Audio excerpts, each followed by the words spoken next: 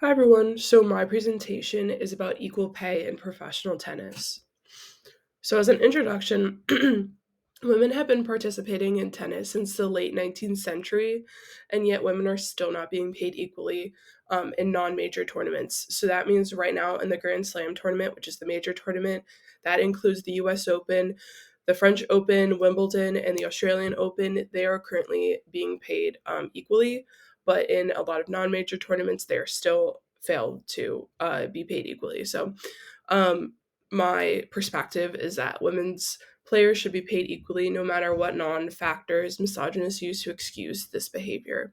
And this is a little graph of the pay rates of women versus men, ATP's men, and WTA's women. So the current climate, this is another graph of prize money in of joint tournaments that are the same level. So um, as you can see, the Italian Open, the Canada Open, the Cincinnati Open, the men win over double the amount as women. And I found this really interesting, especially given, if you don't know, Coco Gauff won the US Open and she was paid equally. But at the Cincinnati Open, she won and she won over less than the male winner this year. So the way I sort of went about this was I tried to disprove a lot of common arguments against equal pay. So a large one, a very common one, is that men have a higher attendance rate and viewership rates than women, which famously, really big tennis players, Rafael Nadal and Novak Djokovic, often use as a way to say that women shouldn't be paid equally. Not only is this not true, but it's not something that consistently be proven or disproven. It totally changes based off of the match, the tournament, everything. So in this instance, they were talking about the 2018 US Open. Women's tennis had a higher viewership rate, or at the Grand Slam tournament, I mean, sorry. In 2018, women's tennis had higher viewership rates at two of the Grand Slam tournaments. So their statement is just blatantly not true. However, an interesting point is that it's easy to believe these arguments because it is reported that women's tennis is reported 41% less than men's tennis. And this is a graph comparing how many articles were written about women's tennis and men's tennis at the main Grand Slam tournaments.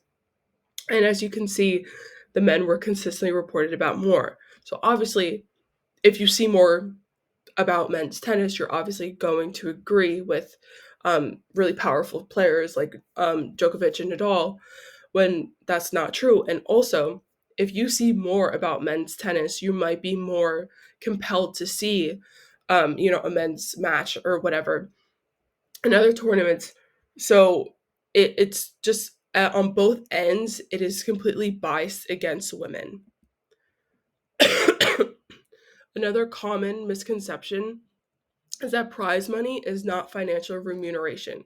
So, what this means is that players are paid by prize money. So, based on the round that they are in, that's the amount that they are paid.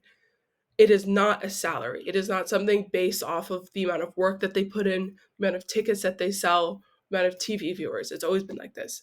And so, obviously, immediately, Djokovic's argument is completely unsound and not true.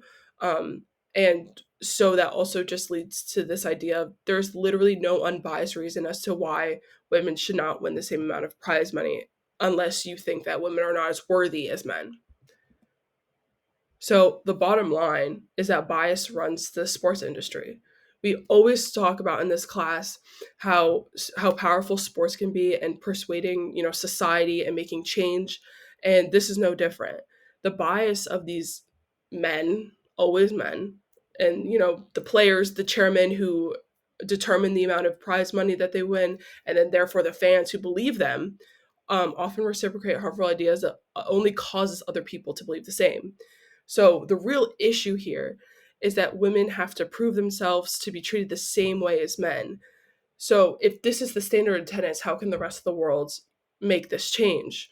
The bottom line is this isn't about ticket sales or the amount of sets that they play. It's believing that women are not as worthy or as capable as men. And that is my argument. So thank you for listening.